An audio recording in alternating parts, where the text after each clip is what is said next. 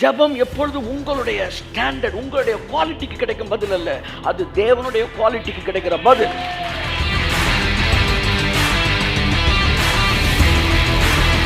உங்களுடைய நீதிக்கான பதில் அல்ல, நீங்கள் கொண்டு போகிற நாமத்திற்கான பதில். எப்பவுமே சொல்ற, எவ்வளவு பெரிய ஆபத்து இருந்தாலும், நீங்க எந்த மாதிரி சூழ்நிலையில் இருந்தாலும், உங்க ஸ்பிரிச்சுவல் ஸ்டாண்டர்ட் எந்த நிலைமையில இருந்தாலும் 100% பதிலை நீங்கள் பெற்றுக்கொள்ள முடியும்.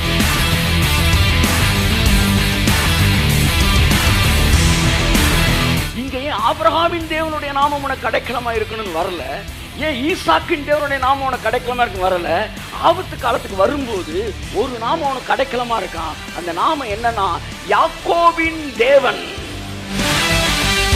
ரட்சிக்கப்படாதவன் கூட கடவுளிடமிருந்து ஒன்றை வாங்குவதற்காக தேவன் மனுக்குலத்துக்கு கொடுத்த மிகப்பெரிய ஆசீர்வாதமான தொடர்பு சாதனம் தான் ஜெபம்.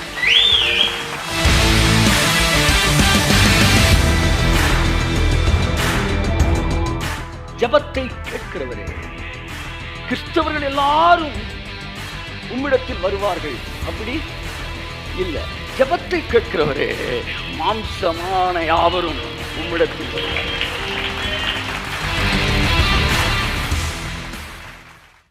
ஒரே ஒரு வசனத்தை நான் உங்கள் மத்தியில் வாசிக்க விரும்புகிறேன். 1 பேதுரு 4:7. எல்லாவற்றிற்கும் முடிவு சமீபமாயிற்று. எல்லாம் சொல்லுங்க, எல்லாவற்றிற்கும் முடிவு சமீபமாயிற்று.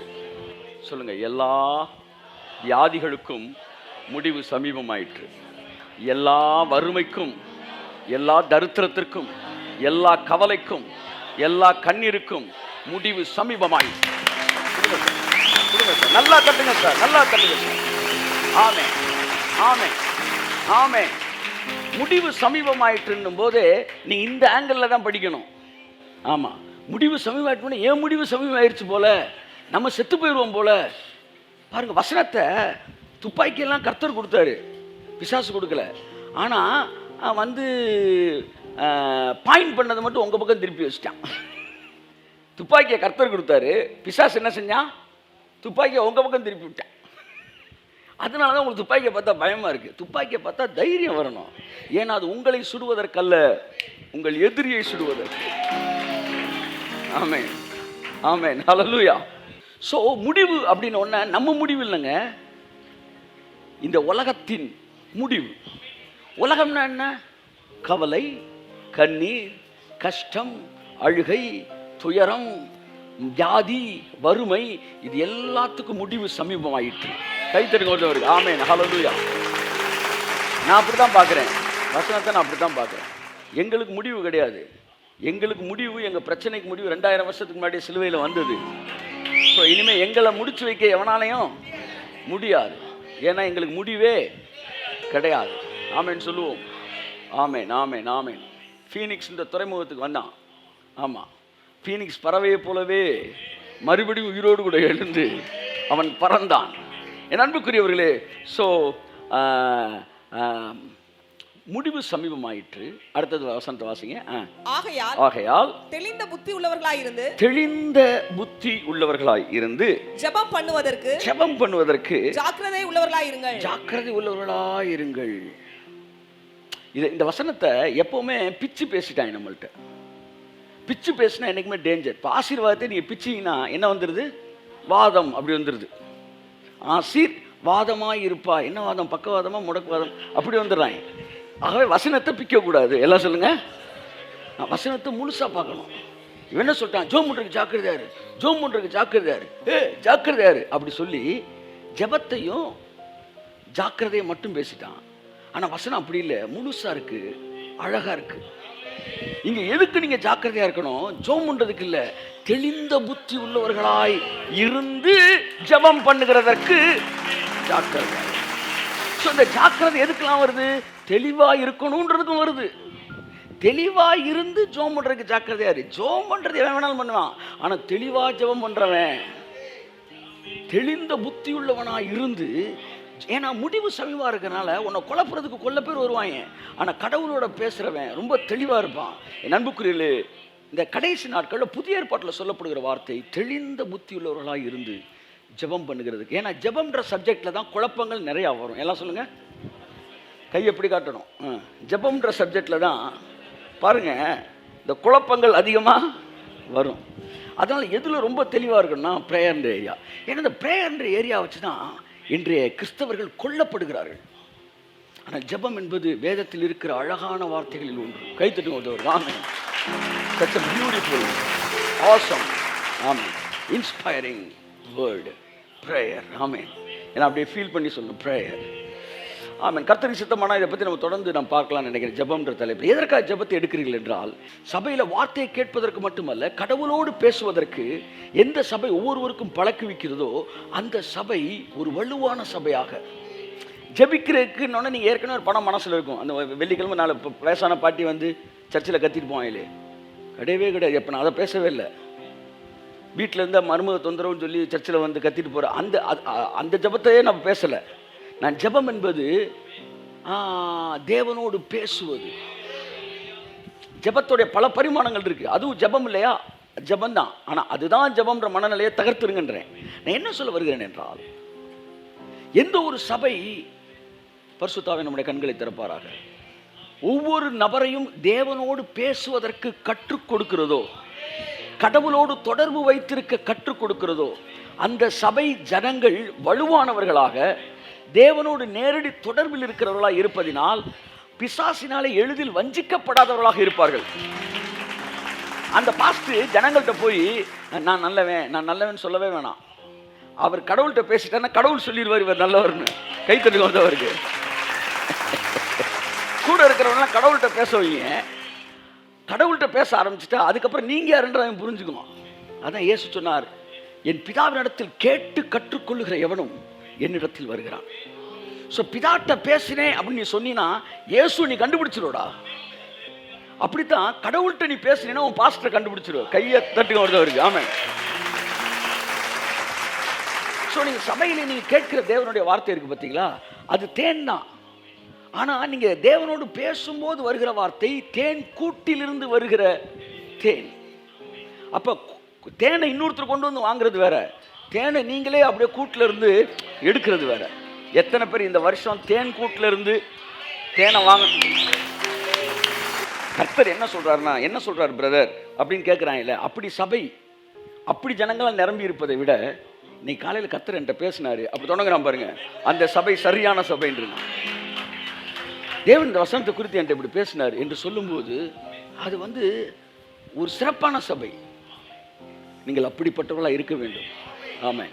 ஸோ தேவனோடு இந்த இந்த இந்த செய்தி கடவுளோடு உங்களுக்கு இருக்கிற தொடர்பை அதிகப்படுத்துவதாய் அமைவதாக, உங்கள் வாழ்க்கை தேவனோடு சஞ்சரிக்கிற வாழ்க்கையாய் மாறுவதாக. ஏனோக்கு தேவனோடு சஞ்சரித்து பிள்ளைகளை பெற்றான். அதுக்கு முன்னாடி இருக்கிறவன்லாம் உயிரோடு இருந்து பிள்ளைகளை பெற்றார்கள். அப்படி வருது.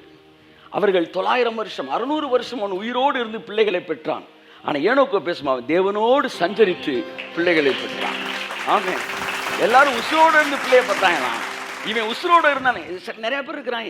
இருக்கிறீங்களா? இருக்கிறேன் சார், உசுரோடு இருக்கோம் சார். இந்த கடவுளோட பேசாத முகங்கள் எல்லாம் கருகி போன முகங்களாக தான் இருக்கு. கடவுளோட பழகாதவனுடைய வாழ்க்கையெல்லாம் நடைபெறமாக தான் இருக்கு. ஆனால் அவருக்குள் வேர் கொண்டு கீழே வேறுபற்றும் போது எப்படி சார் ஒரு மனுஷன் வேறுபட்டு இருக்கிறான் கண்டுபிடிக்கலாம்னா, டெய்லி அந்த மரம் 2 பச்சை இலையை எதையாச்சும் விடும். புது ரெவலேஷன் டெய்லி அவன் லைஃப்ல என்ன செய்யும்? ஐயா நல்லா தட்டுங்க. இன்னைக்கு காலையில என்ன பேசினாரு கர்த்தர் உங்கள்கிட்ட? நீங்க சின்ன பையனா இருக்கலாம், பெரிய ஆளா இருக்கலாம். என்ன ரெவலேஷனோட ஸ்டாண்டர்ட் மாறலாம், ஆனால் ரெவலேஷன் எல்லாருக்கும் சொல்லுவார். என்னுடைய பழைய பைபிள் 90லேருந்து நான் டைரி மெயின்டைன் பண்ணுறேன். என்னுடைய பழைய பைபிள் 90 பைபிள் எடுத்து நீங்கள் பார்த்தீங்கன்னா கேலிக்கூத்தான வெளிப்பாடுகள்லாம் இருக்குது. ஆனால் ஒன்று தெரியுமா உங்களுக்கு, அதுவும் தேவன் பேசுனது. ஏதோ ஒரு ஸ்டாண்டர்டில் கர்த்தர் உங்கள்கிட்ட பேசணும். அதைத்தான் நான் சொல்கிறேன். நான் கர்த்தர் உங்கள்கிட்ட சார் கேசரி கிண்டணும், அது உப்புமா மாதிரி இருக்கலாம், ஆனால் கிண்டணும், வாயிலே கிண்டக்கூடாது. அப்போ கடவுளோடு நடக்கிற ஒரு அனுபவம் எல்லாம் சொல்லுங்க. இந்த செய்தியை கேட்கிற ஒவ்வொருவருக்கும் இயேசு கிறிஸ்துவின் நாமத்தில் உண்டாவதாக. கேட்க போகிற ஒவ்வொருவருக்கும் உண்டாவதாக. ஏனோக்கு தேவனோடு சஞ்சரித்து பிள்ளைகளை பெற்றான். பிள்ளைகளை பெற்றான். அப்ப தேவனோடு சஞ்சரிக்கிறவர்கள் என்ன செய்கிறார்கள் என்றால், கொஞ்சம் கொஞ்சமாக மறைகிறார்கள். எல்லாம் சொல்லுங்க, இப்போ ஏனோக்கு சஞ்சரித்த போது காணப்படாமல் போனான். சிலரை பார்த்தீங்கன்னா 15 வருஷத்துக்கு முன்னாடி அவனுக்குள்ளே இருக்கிற அதே ஆங்காரம், அகங்காரம், அப்புறம் ரிங்காரமா, இந்த காரம் 15 வருஷம் கழிச்சு அப்படியே இருக்கிறான் சார். ஆனால் வந்து மணவாட்டி சபை என்ன இருவாட்டி சபைன்ற நீ மணவாட்டினா என்ன? அது மணவாட்டி அதே ஆங்காரம், அதே அகங்காரம், அதே ரிங்காரம், எல்லாமே காரமும் இருக்குது. அப்புறம் மாற்றமே இல்லை. அவர் என்ன சார் மாறிட்டார்? இல்லை, அவர் ஏசுனார் மாதிரி சார். நான் ஏசுனார் மாதிரினா அவர் நேற்றும் இன்றும் என்றும் மாறாதவன். மாறாதவன் இல்லையா கிறிஸ்தவன்? மாறணும்யா, அவன் தான் என் கிறிஸ்தவன். மாறணும். யார் மாறுறா? அவரோடு பேச பேச அவன் மாறுறான். நீங்கள் பேசாமல் இருந்தீங்க, நீங்கள் மாறாமல் இருப்பீங்க. ஒன்று சொல்லவா? 10 வருஷத்துக்கு முன்னாடி உங்களை பார்த்தவன் இன்னைக்கு வந்து பார்த்துட்டு என் பழைய ஜஸ்டினை காணமேயா அப்படின்னு சொல்லணும். சொன்னான்னா நீங்கள் அவரோடு சஞ்சரித்து காணப்படாமல் போயிட்டீங்கன்னு அர்த்தம். ஆமென் சொல்லுங்க. ஸோ அவரோடு சஞ்சரிக்கிறவர்கள் மறைகிறார்கள். ஆமென் சொல்லுங்க. ஆமாம், அவரோடு சஞ்சரிக்கிறாதவர்கள் வந்து என்ன ஆகுறாங்க? அப்படியே தான் இருக்கிறாங்க. பழைய ஃப்ரெண்ட்ஸ்லாம் நீங்கள் போய் பாருங்கள் சார். ஸ்கூலில் படித்தவங்க, காலேஜில் படித்தவங்க போய் பார்க்கும்போது, நீங்கள் ஸ்கூலில் பார்க்கும்போது அவனுக்குள்ளே என்ன வீக்னஸ்ஸு, என்ன இதெல்லாம் இருந்துச்சோ அதெல்லாம் அப்படியே பெருகும். ஆனால் அப்போ வந்து அப்படி பார்த்துருப்பான். இப்போ சொல்லுப்பா அப்படின்னா என்னடா அதே தான். இப்போ அவர் வயசு கூடனால கொஞ்சம் மெச்சூர்டாக பார்த்துக்கிட்டு இருக்காரு ஒழிய, ஆனால் பார்த்துக்கிட்டு தான் இருக்காரு. மனிதன் வளர வளர பாவத்தை எப்படி மறைக்கிறதுன்றதுல மெச்சூர் ஆகிறானே ஒழிய, பாவத்தை எப்படி எடுக்கிறதுன்றதுல மெச்சூரிட்டியே இல்லை. ஆனால் தேவனோடு நடக்கிறவன் கையை தட்டு வருகிறவருக்கு ஆமென். Praise the Lord. Hallelujah. Praise God. So நீங்கள் அவரோடு நடப்பது, அப்போ நடந்துட்டு என்ன செய்யலாமா? பிள்ளைகளை பெற்றான். பைபிளில் ஃபஸ்ட்டு ராப்சர் யாரு? முதலாவது ரகசிய வருகை அப்படின்றதுக்கு அடையாளமாக போனது யாரு? கல்யாணம் கட்டினவன். எல்லாம் சொல்லுங்க, சத்தமாக சொல்லுங்க. கல்யாணம் கட்டாதவன் எவனும் போல, ஆனால் கல்யாணம் கட்டினவன் பிள்ளைகளை பெற்று தேவனோடு சஞ்சரித்தான். கர்த்தர் என்ற சொன்னார், எவன் ஒருவன் கல்யாணம் கட்டுறானோ பிள்ளைகளை பெறுறானோ அவன்கிட்ட நான் பேச ரொம்ப ஈஸியாக இருக்குப்பான்றார். ஏன் தெரியுமா? அவன்கிட்ட நான் அப்பா மாதிரிடா அப்படின்னா அவனுக்கு உடனே உள்ளமெல்லாம் உடையுது. ஏன்னா அப்பானா என்னன்னு அவனுக்கு தெரியுது. இவருக்கு பாவம் அப்பானா என்னன்னு தெரியல. ஏன்னா அவரு கல்யாணம் கட்டல. மணவாட்டின்றே கல்யாணமே கட்டாம உனக்கு என்னடா மணவாளன், என்னடா மணவாட்டி? எங்கள்கிட்ட கேள்றா மணவாட்டின்னு நாங்கள் சொல்றோம். இணைக்கப்பட்டவர்கள் ஆசீர்வாதம் என்ன யாருக்கு தெரியுமா? தெரியும், இணைக்கப்பட்டவர்களுக்கு தெரியும். ஆமா, மணவாட்டியை நீங்கள் நேசிக்காத போது கூட நீங்கள் போஷிப்பீர்கள். இந்த பக்கம் ஆமென். இப்ப என்னன்னா, நேசிக்காத போது கூட நீங்களே உங்கள் மணவாட்டியை போஷிப்பீர்கள் என்றால் அவர் உங்களை போஷிக்க மாட்டாரா?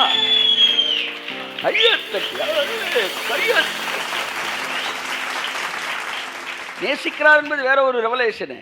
நேசத்தை புரிஞ்சுக்க முடியலன்னா கூட அவர் போஷிப்பார். இது யாருக்கு தெரியும்? கல்யாணம் கட்டணும்னு தான் தெரியும். நான் பாட்டு வெள்ளையத்து போட்டு வந்து பேசுனா என்ன மணவாட்டின்னு பேசலாம் ஒழிய மணவாட்டின்னு என்னன்னு தெரியாது. இருவாட்டினா வந்து மணவாட்டி தெரியும். இப்போ இந்த ஏனோக்கு வந்து பிள்ளைகளை பெற்று தேவனோடு சஞ்சரித்தான். அப்போ உறவுகள் கூட கூட உணர்வுகள் கூடுகிறது, அன்பு கூடுகிறது, தேவனை பற்றி அறிவு கூடுகிறது. ஏன் அன்பு கூடுனா அறிவு கூடுதுன்னா தேவன் அன்பாகவே இருக்கிறார். அன்பு இருக்கிறவன்ட்ட நீ போய் சொல்லலாம், அவர் எவ்வளவாயும் உங்களை நேசிச்சிருக்கிறார்ன்றதை சொல்லலாம். ஏன்னா ஏற்கனவே அவன்கிட்ட ஒரு சாஃப்ட்வேரு அவங்ககிட்ட இருக்கு. அதனால தான் பாருங்க, நிறைய கல்யாணம் கட்டாத ஃபாதர்ஸ்லாம் சிறந்த administrators. They are called fathers, but in fact they are administrators. சூப்பராக அட்மினிஸ்ட்ரேட் பண்ணுவாங்க. 5 மணிக்கு எழுப்பி விடுவாங்க, 6 மணிக்கு கடுங்காப்பி கொடுப்பாங்க, 7 மணி ஒரு ஜபம், 8:30 மணிக்கு ஒரு சப்பாத்தி, 9 மணிக்கு இதெல்லாம் பக்காவாக போயிட்டுருக்கும்.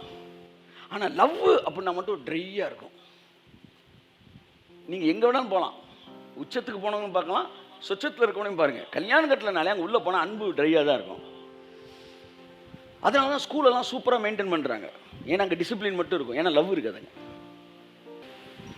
அன்புக்குரியவர்களே, ஏனோக்கு பிள்ளைகளை பெற்றிருந்தாலும் தேவனோடு சஞ்சரிப்பதற்கு அவனுக்கு நேரம் இருந்தது.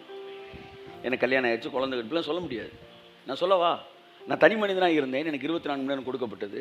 திருமணமானேன், அதில் சில மணி நேரங்கள் மனைவி கொடுக்க வேண்டியிருந்தது. ஆனாலும் தேவனோடு சஞ்சரிப்பதற்கு அதே 24 மணி நேரம் தான் எனக்கு இருந்தது. அதற்கு பிறகு பிள்ளைகள்னு வருது வாயில், பிறக்க ஆரம்பித்தார்கள். அப்பவும் எனக்கு 24 மணி நேரம் தான் கொடுக்கப்பட்டது. ஆனால் நேரம் குறைந்து கொண்டே வந்தது. ஏன்னா எல்லாரும் பிரித்து கொடுத்துக்கிட்டே இருக்கிறேன். அப்போ நேரம் குறைய அவர் பேசுகிற குறையணும்ல. ஆனால் என்ன நடக்குது, உறவுகள் கூட அவர் சத்தம் இன்னும் அதிகமாக கேட்குது எனக்கு. காட் கான்சியஸாக இருக்கு. தேவனோடு சஞ்சரிப்பது அதான் ஜெபம். ஆமென் சொல்லுங்க. Walking with God is prayer. Walking with God. தேவன் சஞ்சரிக்கிறேன் நேரமா, சஞ்சரிக்கிறேன் ட்வெல்லிங், அதாவது வாழ்ந்து வருது. அவர் நீங்கள் 1990லேருந்து 95 வரை எங்கே சஞ்சரிச்சிங்கன்னா, நாங்கள் தான் சார் சஞ்சரிச்சுக்கிட்டு இருந்தோம், வாழ்ந்துக்கிட்டு இருந்தோம். அப்படி தான் ஏனோக்கு தேவனோடு வாழ்ந்தான். ஒரு ரூம்மேட்டு கூட எப்படி நீங்கள் வந்து பேசிக்கிட்டே இருக்கிறீங்களோ, அப்படி வந்து தேவனோடு ஜெபம் என்பது தேவனோடு ஆமென் பேசிக்கொண்டே இருப்பது. ஆமென் சொல்லுங்கள். சஞ்சரிப்பது. ஆமென் சொல்லுங்கள். என் அன்புக்குரியவர்களே, இது கர்த்தருக்கு சித்தமானால் தொடர்ந்து ஜெபம் என்கிற தலைப்பு உங்களோடு சில காரியங்கள் நான் பேச விரும்புகிறேன். ஸோ ப்ரேயர் அப்படின்னு ஒன்று, நான் வந்து ப்ரேயரே தேவை இல்லை என்றே நான் பேசியிருக்கிறேன். பல வாரங்கள் பேசியிருக்கிறேன். இப்போவும் அதில் ஒரு வரியை கூட நான் மாற்ற போகிறது கிடையாது. அதெல்லாம் எழுதப்பட்டது தான், அதில் மாற்றமே கிடையாது. நீங்கள் ப்ரேயர்னோட உங்கள் மைண்டில் என்ன வருது அப்படின்றதான் முக்கியம். அந்த மைண்டில் வர்ற தவறானது தான் கர்த்தர் உடைச்சிருக்கிறார். ஆமென் சொல்லுங்கள். ஜெபம் வேறு, தபம் வேறு. முதலாவது நீங்கள் புரிஞ்சுக்கணும். ஜெபத்தை இன்றைக்கு தபமாக சொல்லி கொடுத்தார்கள். அது முதல்ல உடைச்சிக்கிறேன். ஏன்னா பிடுங்கவும் இடிக்கவும் கெட்டவும் நாட்டவும் தீர்க்கதரிசியில் அழைக்கப்பட்டிருக்கிறார். முதலாவது பிடுங்கிடுறேன். ஜெபம் வேறு, தபம் வேறு. எல்லாம் சொல்லுங்க. தவம் என்பது எதை பொறுத்து அந்த தவத்துக்கு வந்து பவர் கூடுதுன்னா, எவ்வளவு நேரம் எத்தனை வருஷம் இவர் கடவுளை கூப்பிட்டுக்கிட்டே இருக்காரு அப்படின்னு டைமை கால்குலேட் பண்ணால் அதுக்கு பேர் தவம். உறவின் அடிப்படையில் வந்தால் அதற்கு பேர் ஜெபம். பரிசேயர்கள் பண்ணது தவம். இன்னைக்கு மக்களை வந்து மிரட்டி ஒன்று செய்யன்னு சொல்கிறாங்க பார்த்தீங்களா. 72 மணி நேரம் இத்தனை வந்து இது தொடர்ந்து நீங்கள் பண்ணுங்க, இதெல்லாம் தவம். தவம் வேறு, ஜெபம் வேறு. தவம் தியாகத்தோடு தொடர்புடையது. எல்லாம் சொல்லுங்க. தவம் தியாகத்தோடு தொடர்புடையது, ஜெபம் உறவோடு தொடர்புடையது. தவத்திலே நேரம் முக்கியமான ஒரு விஷயம்.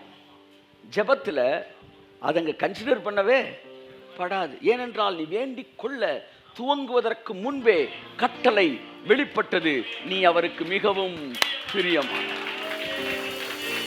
ஜெபிக்க ஆரம்பிக்கிறவன், இந்த தானியல்ன்றவன் ஜெபிக்கலான்னு சொல்லி அந்த அழகான வாங்கின பாயை எடுத்து இப்படி உதறி இப்படி விரிச்சிருக்கிறான் சார். பதில் கபிரியல் கிளம்பிட்டான் சார். என்ன, நீ வந்து ஜெபிக்க ஆரம்பிக்கும் போதே பாயை விரிக்கிறப்ப கபிரியல் வந்துட்டாப்ல, கிளம்பிட்டாப்ல. இடையில கொஞ்சம் டிராஃபிக் ஜாம் ஆகி போச்சு. இவன் நினைச்சிட்டா 21 நாள் ஃபாஸ்டிங் முடிச்சாதான் வருவார் போல. இல்லப்பா, நீ கிளம்புறப்ப அவர் கிளம்பிட்டாரு. நல்லா கவனிங்க. அப்படித்தான் தேவன் உங்களுக்கு இருக்கிறார். இந்த ஜெபத்தை குறித்த பிசாசு என்ன செஞ்சான்? ஜெபம் என்பது மனுக்குலத்துக்கு தேவன் கொடுத்த ஒரு சூப்பரான ஒரு மீடியம், ஒரு அழகான ஒரு விஷயம். இதன் வழியாக இவன் தேவனோடு உறவு கொள்வதை பார்த்து பொறுக்க முடியாத சாத்தான் என்ன செஞ்சுட்டான்? அந்த மீடியம்ல கையை வச்சுட்டான். நீங்க வாட்சை பார்த்து தான் வந்து டெய்லி கிளம்புற ஆளு அப்படின் போது பங்க்சுவலான ஆளு, சரியா, கரெக்டாக வாட்சை பார்த்து எல்லாம் செய்கிற ஆளு அப்படின் போது உங்கள் பங்க்சுவாலிட்டியை, உங்கள் டிசிப்ளினை கெடுக்க முடியல. என்ன செஞ்சுட்டான்? வாட்சை போய் திரும்பி வச்சுட்டான். போ, நைட் 2 மணிக்கு வந்துருச்சு பல்ல விளக்கு. ஆமாம், 3 மணிக்கு இட்லியை வச்சு தின்னுக்கிட்டு இருக்கான். ஏன்னா அவன் வாட்சை பார்த்தே இருக்கு, அவன் வாட்சை திரும்பி வச்சுட்டு போயிட்டானே. அப்படித்தான் ஜெபம்னு ஜெபத்தில் மக்கள் எல்லாம் டியூன் ஆகி நிற்கும் போது ஜெபத்தையே குழப்பி விட்டு போயிட்டான். இப்போ இந்த மக்கள் எல்லாம் இந்த குழப்பப்பட்ட ஜெபத்திலே செஞ்சுக்கிட்டு இருக்கிறாங்க விடாம. கர்த்தரோ இரக்கத்தில் ஐஸ்வர்யம் உள்ளவராய். தப்பா இருந்த டைம் எல்லாம் இந்த வருஷத்துல பிரேயர்ன்ற தவறான விஷயங்கள்லாம் டியூன் பண்ணி இந்த வருஷம் எல்லாத்தையும் சூப்பராக.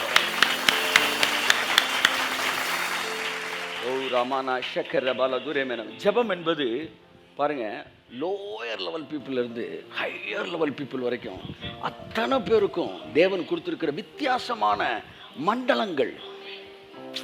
ஒரு பையன் பாருங்க, அவங்க அப்பா வந்து மேத்ஸ் ப்ரொஃபஸரு, நல்லா கவனிங்க. அவன் வந்து அப்போ தான் அவன் செகண்ட் ஸ்டாண்டர்ட் படிக்கிறான். அவங்க அப்பா சொல்லி கொடுக்குறாரு, 2 × 2 4. அப்போ 3 × 2 எத்தனை அப்படின்னு கேட்குறான். 3 ×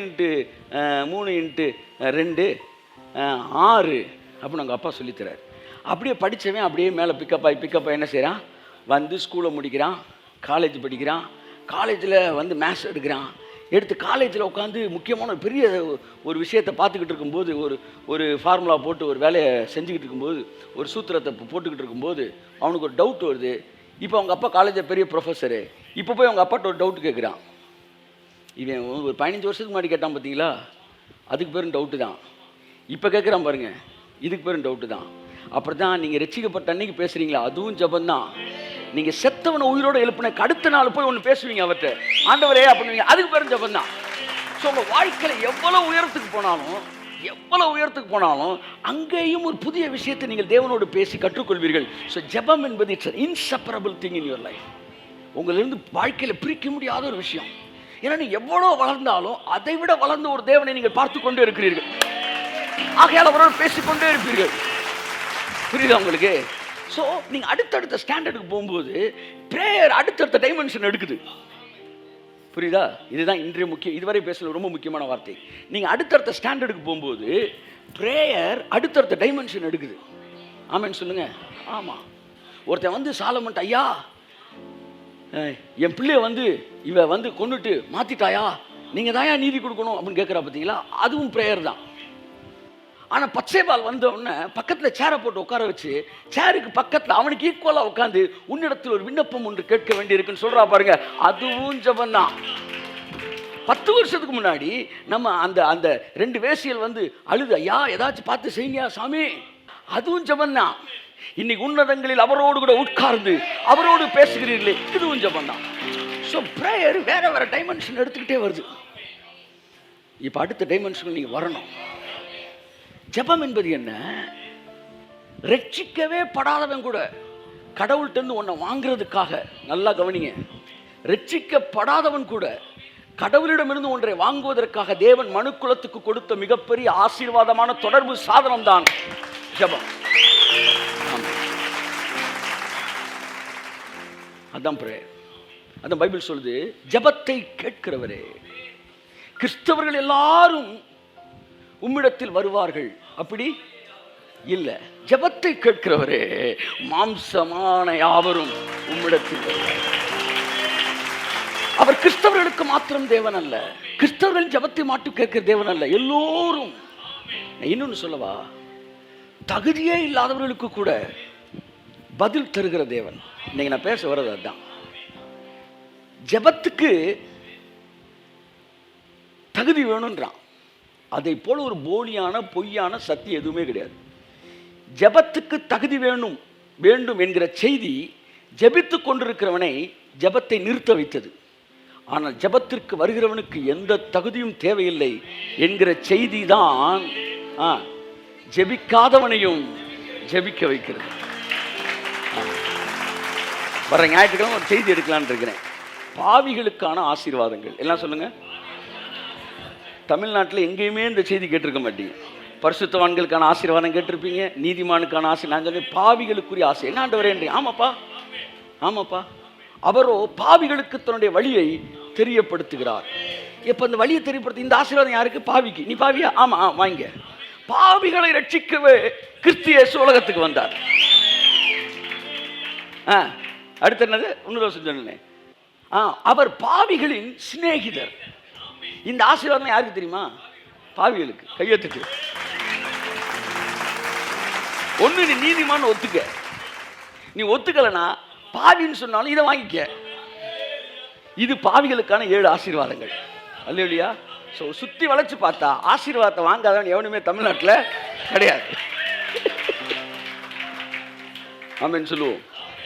ஸோ இன்று மதம் என்ன செய்யுது? கடவுளை விட்டு மனிதனை பிரிக்கிறது. ஆனால் தேவனுடைய கேரக்டரே வேற. இதை நீங்கள் புரிஞ்சுக்கிட்டீங்கன்னா இது வரைக்கும் ஜெபிக்கிறதால இன்னைக்கு நைட்டு ஜெபிப்பீங்க. ஒரு கையை தட்டி ஒரு ஆமென் சொல்லுங்க.